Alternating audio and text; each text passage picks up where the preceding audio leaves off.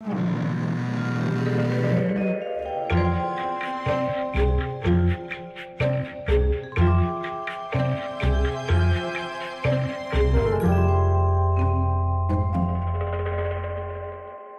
Captain Harv, this is my favorite time of year, and I was wondering, what sort of holiday traditions do you take part in? Ah, the holiday season. Truly one of my favorite times of year. The days are short, the nights are long and cozy, and the fire is roaring.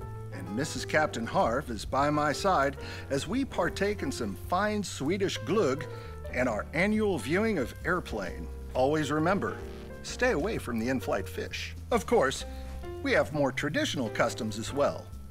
One of my favorites is to tuck my wide-eyed brood of junior Captain Harvs into bed on December 24th and recite to them that most famous of holiday poems, "'Twas the Night Before Christmas," with some slight modifications.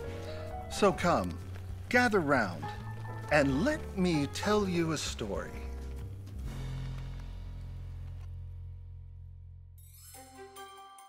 'Twas the night before Christmas, when all o'er the ramp, not an aircraft was stirring, not even a champ. The stockings were hung from propellers with care, in hopes that St. Orville soon would be there. The pilots were nestled all snug in their beds, while visions of snap rolls danced in their heads. My mechanic in his jumpsuit and I in my goggles had just cleaned the last of the smudgy old foggles, when, out on the runway arose such a smash, I sprang from the hangar to see what had crashed.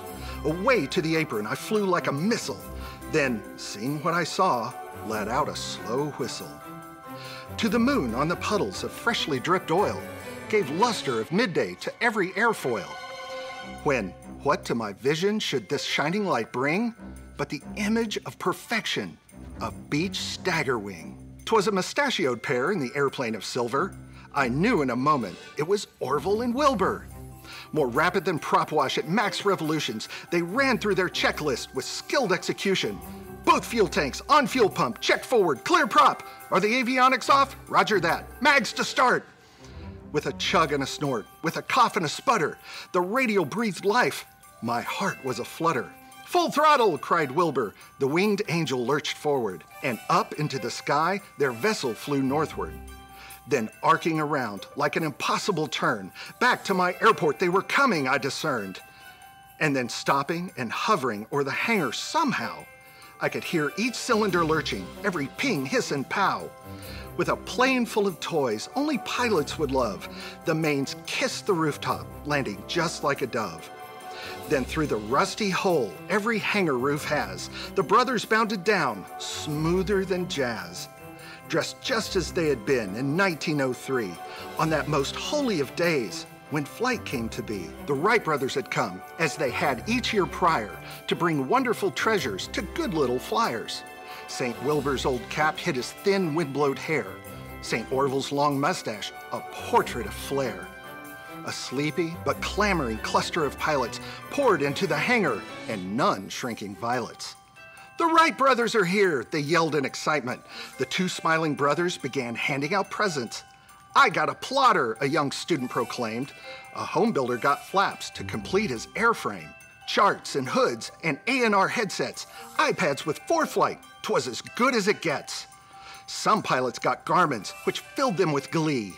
One lucky girl bragged, I got a Redbird TD. Then the brothers did rise in perfect formation to the roof, then their plane, which had become a citation.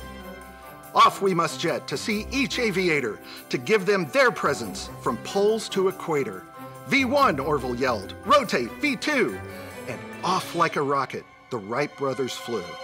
But I heard them exclaim as they flew out of sight, Merry Christmas to all, may you always love flight.